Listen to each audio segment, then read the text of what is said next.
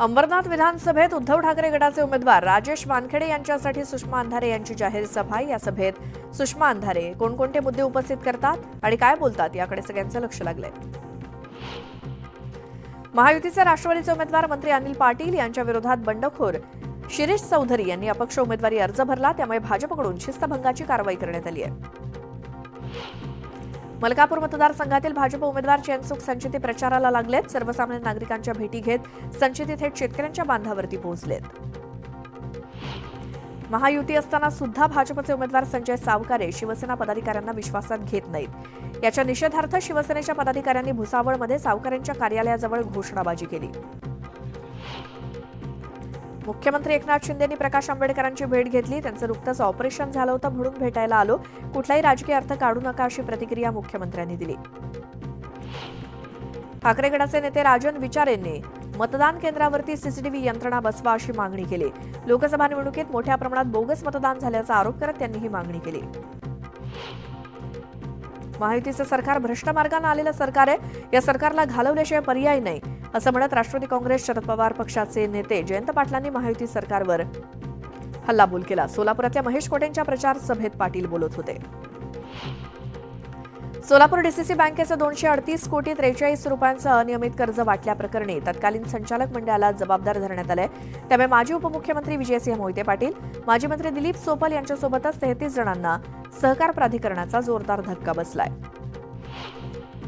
बुलढाण्यातील मलकापुरात परापेट या भागामध्ये मोठ्या नाल्यावरती ढापा टाकण्यात आला होता, मात्र 24 तासांच्या आत तो टाकलेला ढापा कोसळलाय आणि स्थानिक त्यामुळे संताप व्यक्त करत आहेत।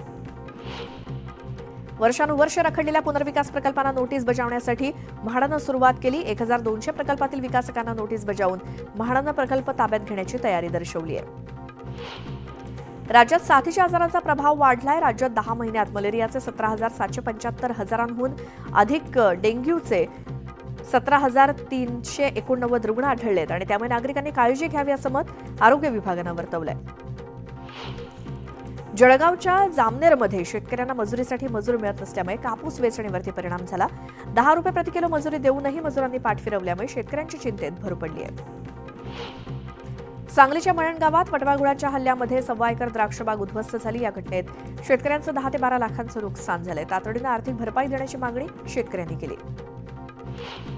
उत्तरेकडून येणाऱ्या थंड वाऱ्यामुळे उत्तर महाराष्ट्रामध्ये किमान तापमान 15 अंश सेल्सिअस पर्यंत खाली आलंय। 8 नोव्हेंबर रोजी नाशिकमध्ये सर्वात कमी तापमान राज्यातलं 14.6 अंश सेल्सिअस नोंदवण्यात आलं। उत्तर महाराष्ट्रात पुढील 5 दिवस थंडी कायम राहण्याचा अंदाज आहे। पुण्यातही थंडीचं आगमन झाल्याचं दिसतंय। गेल्या 2 दिवसात शहरातील तापमान 2 अंशांनी घसरलं असून सकाळी आणि संध्याकाळी वातावरणात गारवा जाणवू लागलाय। नैऋत्य मान्सूनचा पाऊस महाराष्ट्रातून संपला असला तरी देशातील काही ठिकाणी ईशान्य मान्सूनचा पाऊस सुरू आहे। येणाऱ्या या नोव्हेंबर आणि डिसेंबर महिन्यामध्ये राज्यात अनुकूल स्थिती निर्माण झाली तर ईशान्य मान्सूनचा पाऊस पडू शकतो अशी शक्यता हवामान विभागानं वर्तवली आहे। मध्य रेल्वेच्या माटुंगा ते मुलुंड अप आणि डाऊन जलद मार्गावरती रविवारी सकाळी 11:05 पासून ते दुपारी 3:05 पर्यंत मेगा ब्लॉक असणार आहे, तर हार्बर मार्गावर छत्रपती शिवाजी महाराज टर्मिनस आणि चुनाभट्टी अप आणि डाऊन मार्गावर सकाळी 11:10 पासून ते दुपारी 4:40 पर्यंत ब्लॉक असेल। एफआरपीच्या प्रमाणात साखरेचा विक्री दर आणि इथेनॉल खरेदी दरात वाढ न केल्यामुळे देशातील साखर उद्योग आर्थिक संकटात सापडला। आर्थिक संकटातून साखर उद्योगाला बाहेर काढण्यासाठी केंद्र सरकारनं तातडीनं पावलं उचलावीत अशी मागणी करणारं पत्र राष्ट्रीय सहकारी साखर कारखाना महासंघानं केंद्रीय अन्न सचिवांना पाठवलंय। न्यायालयीन प्रकरण हाताळताना दिरंगाई आणि निष्काळजीपणा खपवून घेतला जाणार नाही असा इशारा मुंबई महानगरपालिका आयुक्त भूषण गगराणी यांनी विधी विभागातील अधिकाऱ्यांना दिलाय। विधी अधिकाऱ्यांनी अधिक दक्षतेनं आणि जबाबदारीनं न्यायालयीन कामकाज हाताळावं असे आदेश महापालिका आयुक्तांनी दिलेत। वाढत्या इन्फ्लुएन्झापासून बचावासाठी सदर्न हेमिस्फिअर क्वाड्रिव्हॅलंट 2024 ही लस देण्याचे निर्देश केंद्रीय आरोग्य मंत्रालयाने दिलेत। ही लस 4 प्रकारच्या इन्फ्लुएन्झापासून संरक्षण करत असल्यामुळे या लशीचा वापर करण्याचे निर्देश देण्यात आलेत। विनातिकीट प्रवास करणाऱ्या प्रवाशांकडून पश्चिम रेल्वे प्रशासनानं 7 महिन्यात 80 कोटी रुपयांचा दंड वसूल केलाय, तर एकट्या ऑक्टोबर महिन्यात 12 कोटींचा दंड वसूल केलाय। दर दबावात असल्यामुळे शेतकऱ्यांच्या सोयाबीन विक्रीतून 12 ते 16 हजार रुपये मिळत असल्यामुळे 400 ते 4,000 रुपयांचं नुकसान सहन करावं लागतंय। सोयाबीनला किमान 6,000 रुपये प्रति क्विंटल दर मिळावा अशी अपेक्षा शेतकऱ्यांनी व्यक्त केली आहे।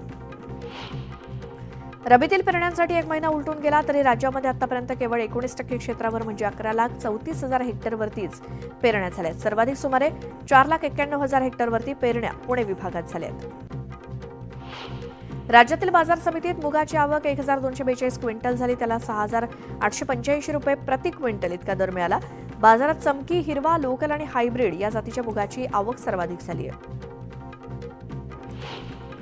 राज्यातील बाजार समितीच्या मार्केट यार्डात उडदाची आवक 2,260 क्विंटल झाली. त्याला 7,017 रुपये प्रति क्विंटल इतका दर मिळाला. राज्यात सर्वाधिक उन्हाळ कांदा आवक नाशिक जिल्ह्यात बघायला मिळाली. लाल कांद्याची 8 बाजार समित्यांमध्ये 5,584 क्विंटल आवक होती, ज्यात सर्वाधिक आवक मालेगाव, मुंगसे आणि धुळे इथे झाली. अधिकाधिक रुग्णांच्या शस्त्रक्रिया करणं शक्य व्हावं यासाठी टाटा रुग्णालयाकडून रोबोटच्या माध्यमातून शस्त्रक्रिया करण्यासाठी विशेष विभाग सुरू करण्यात आला होता. अवघ्या 59 दिवसांमध्ये रुग्णालयाकडून 51 शस्त्रक्रिया करण्यात आल्या. पुणे शहरामध्ये कार्यालयीन जागा सहकार्याला गेल्या काही वर्षांपासून मोठी पसंती मिळते. त्यामुळे कार्यालयीन जागा सहकार्याचे व्यवहार वाढू लागलेत. कार्यालयीन जागा सहकार्यात पुणे देशात दुसऱ्या स्थानी आहे. राज्यभरात होत असलेल्या टीईटी परीक्षेत होणारे गैरप्रकार रोखण्यासाठी प्रथमच कृत्रिम तंत्रज्ञानाद्वारे प्रत्येक परीक्षा केंद्रावर देखरेख केली जाणार आहे. यात परीक्षा केंद्रात जाताना प्रत्येक उमेदवाराची face reading, biometric, metal detector असे उपाय करण्यात आलेत. यंदा दिवाळी सणापूर्वी अधिकारी आणि कर्मचाऱ्यांना अनुग्रह अनुदानासोबतच 1 महिन्याचं आगाऊ वेतन देणाऱ्या ठाणे महापालिकेच्या तिजोरीत जेमतेम 100 कोटी रुपये शिल्लक आहेत. त्यामुळे दिवाळीनंतर पालिकेच्या तिजोरीत खडखडाट निर्माण झालाय. इथे एक छोटासा ब्रेक घेऊन आपण लगेच परत येऊया. तुम्ही पाहत राहा न्यूज 18 लोकमत.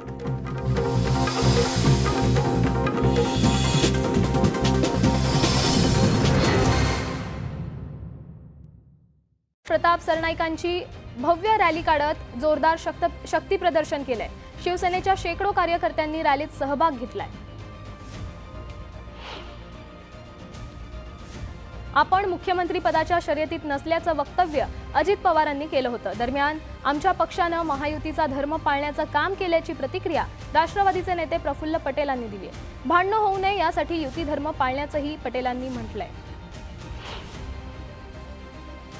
निवडणूक झाल्यानंतर तिन्ही पक्षांच्या संख्यांच्या आधारे मुख्यमंत्री ठरणार आहे. सद्यस्थितीत एकनाथ शिंदेंच्या नेतृत्वात पुढे जाण्याचं ठरलं असल्याची प्रतिक्रिया राष्ट्रवादी काँग्रेसचे नेते प्रफुल्ल पटेलांनी दिली आहे. वर्ध्याच्या हिंगणघाटमध्ये मवियाचे उमेदवार अतुल वांदिलेंच्या प्रचारार्थ शरद पवारांनी सभेला संबोधित केलंय. केंद्र सरकारनं शेतकऱ्यांना देशोधडीला लावण्याचं काम केलं असं म्हणत पवारांनी केंद्र सरकारवर निशाणा साधलाय. बटेंगे तो कटेंगे और फिर सब मिलके लुटेंगे हा भाजपचा नारा असल्याची टीका आदित्य ठाकरेंनी केली आहे. डिवाइड अँड रूलची नीती आम्ही महाराष्ट्रात यशस्वी होऊ देणार नाही असंही आदित्य ठाकरेंनी म्हटलंय. बेलापूरच्या महायुतीच्या उमेदवार मंदा म्हात्रेंनी निवडणुकीच्या प्रचारासाठी नवा फंडा वापरलाय. म्हात्रेंनी थेट वाशी टोल नाक्यावर पोहोचत नागरिकांसोबत संवाद साधलाय. या संवादातून मतदारांना आपल्याकडे वळवण्याचा प्रयत्न म्हात्रेंकडून केला जातोय. सिंधुदुर्गच्या कणकवलीमध्ये महायुतीचे उमेदवार नितेश राणेंच्या प्रचारार्थ भाजपकडून कार्यकर्ता मेळावा घेण्यात आलाय. यावेळी भाजपचे प्रचार प्रमुख रवींद्र चव्हाणांनी कार्यकर्त्यांसोबत संवाद साधला. डोंबिवली विधानसभा मतदारसंघातील एका 90 वर्षीय वयोवृद्ध आजोबांनी होम वोटिंगद्वारे आपला मतदानाचा हक्क बजावलाय. वृद्ध आणि अपंग मतदारांसाठी ही सुविधा उपलब्ध करून देण्यात आली आहे. पालघरच्या मुरबेमध्ये महायुतीचे उमेदवार राजेंद्र गावितांना गावकऱ्यांकडून काळे झेंडे दाखवण्यात आले. वाढवण बंदर विरोधात गावितांनी आपली भूमिका बदलण्याचा आरोप मुरबेतील ग्रामस्थांनी केलाय. जळगावमध्ये राष्ट्रवादी काँग्रेसचे पदाधिकारी आक्रमक झालेत. सदाभाऊ खोतांनी शरद पवारांविषयी केलेल्या वक्तव्याच्या निषेधार्थ पदाधिकाऱ्यांकडून जिल्हाधिकारी कार्यालय परिसरात जोरदार घोषणाबाजी करण्यात आली. धर्माधर्मात वाद लावणे हेच भारतीय जनता पक्षाचे धोरण आहे असा आरोप काँग्रेसचे नेते बाळासाहेब थोरातांनी केलाय. काँग्रेस सर्वांना न्याय देणार आणि सर्वांना सोबत घेणारा पक्ष असल्याचंही थोरातांनी म्हटलंय. पिंपरी मतदारसंघातून अण्णा बनसोडे निवडणुकीच्या रिंगणात आहेत. काही दिवसांपूर्वी बनसोडेंना त्यांच्या पक्षातील काही नगरसेवकांकडून विरोध असल्याची चर्चा होती. त्यानंतर आज पुन्हा एकदा पिंपरीतील वाद समोर आलाय. बनसोडेंविरोधात पिंपरीत जोरदार पोस्टरबाजीही करण्यात आली आहे. विधानसभा निवडणुकीदरम्यान विरोधी पक्षाकडून वोट जिहादची घोषणा दिली जात असल्याचा आरोप भाजप नेत्या स्मृती इराणींनी केलाय. भाजप उमेदवार सुलभा गायकवाडच्या कल्याणमधील प्रचार सभेत स्मृती इराणी बोलत होत्या. महाराष्ट्रातील उद्योग गुजरातमध्ये पळवले जात आहेत. अग्निवीर योजनेच्या माध्यमातून देशाच्या सुरक्षेबाबत सरकार खेळ करत असल्याचा आरोप काँग्रेसचे नेते पृथ्वीराज चव्हाणांनी केलाय. गृहमंत्री अमित शहांनी समोरासमोर चर्चा करावी असं आव्हानही चव्हाणांनी दिलंय.